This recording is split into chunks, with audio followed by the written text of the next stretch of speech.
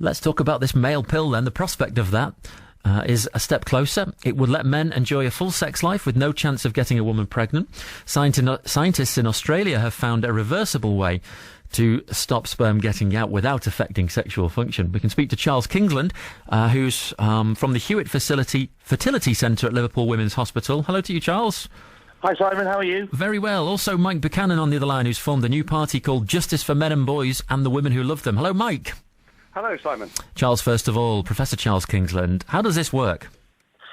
Well, it's the holy grail, isn't it? The male contraceptive pill. The previous attempts at producing a male contraceptive have worked on the basis of reducing male hormones, which of course reduce the sperm count, but it gives intolerable side effects, or in fact killing the sperm in the male's body before they're actually ejaculated. And they've met with varying degrees of success or lack of success. This new one actually acts on the muscles that put the little sperm into the semen before it's ejaculated out. So by altering the muscle activity, it prevents the sperm from getting out without detracting from the sexual experience, so to speak. Okay. So that's how it's proposed to work. Do you not get a backup there, a build-up? Well, it's just a bit like having a vasectomy. All right. In theory, you do, but what happens is the sperm actually eventually degenerate and just sort of dissolve. But it can take a bit of time. So there's no chance of a backup now. Okay, and I guess with any new drug like this, there's a bit of trepidation about testing it. Who's going to be the first guys to try this out, do you think? Well, that's the point, you see, that what the researchers have developed in a mouse, the ability to reduce this muscular activity. Now, they can do it in a mouse, but they haven't found a drug that could produce the same sort of effects in a human. There's one or two drugs that do have this effect, but before you can actually try it out on a human male, you've got to find a drug that actually produces this response. Yeah. So, in effect, it's a great idea, but then you've got to develop the drug. It's got to go through all the early development phases, which can take up to 10 years.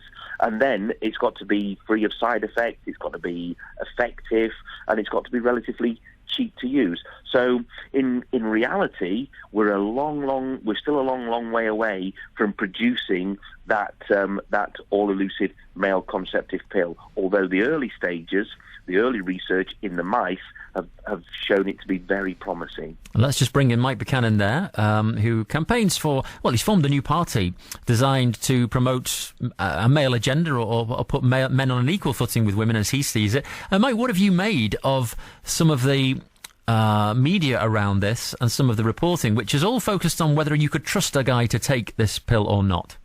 Yes, well, I should perhaps start off, Simon, by saying that I think the male pill is potentially a fantastic thing for men. It at last brings the possibility of some reproductive rights to men, and that's long overdue. Now, of course, men would take the pill, if only because if they fail to do so for any reason, including forgetfulness, they could be paying the consequences for 18 years or more if their partners became pregnant and decided to have the children. Up to now, all the rights when it comes to reproductive issues have belonged to women. Men have had no rights in this area, and whatever responsibilities women choose to land on them. It is strange, isn't it, how the female contraceptive pill was viewed as a great liberator of women, and yet this one's been turned into a kind of anti-male argument, really. Well, indeed, and we know that it's very common for women to cause contraceptive methods, including the pill, to fail. So they'll tell their partners that they're on the pill, but they might take it in the mouth and swallow, and spit it out or something. So now, while the male pill could, in theory, stop two forms of paternity fraud, such as that, where women deceive men and become pregnant, in theory it probably won't, especially if men keep the pills in the home. Okay, but don't you think the consequences?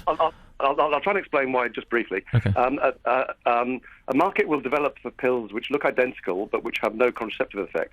Now, some women will substitute the real pills with these bogus pills, given the chance.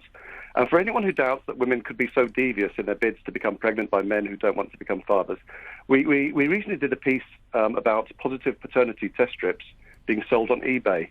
And the buyers were women who wanted their partners to believe they were pregnant, with a view either to getting married or to stop using contraception and thereby becoming pregnant naturally. Okay, well, I can't vouch for that. I mean, that's quite a dim view of women that you've got there. Well, I'm afraid men are just very gullible in this area, and they really are far too trusting. And the reality is, women, especially when if the biological clock is ticking, have no compunction about deceiving their partners and becoming pregnant. And of course, the men have got no choice but to have a responsibility. And it's also estimated that between 10 and 30% of British children are being supported financially and otherwise by men who've been misled into believing they're the children's biological fathers. Yeah, there's enough guys who don't want to know about their new children as well, isn't there? Who do a runner and don't support them either. Yes, but the state chases them and it forces them to pay if it can. It's always the state always assaults men, to advantage women, and never vice versa. Okay, Mike, good to hear from you. That's Mike Buchanan, who's formed a new party called Justice for Men and Boys, and also Charles Kingsland, Professor Charles Kingsland, I should say, from the Hewitt Fertility Centre at Liverpool Women's Hospital.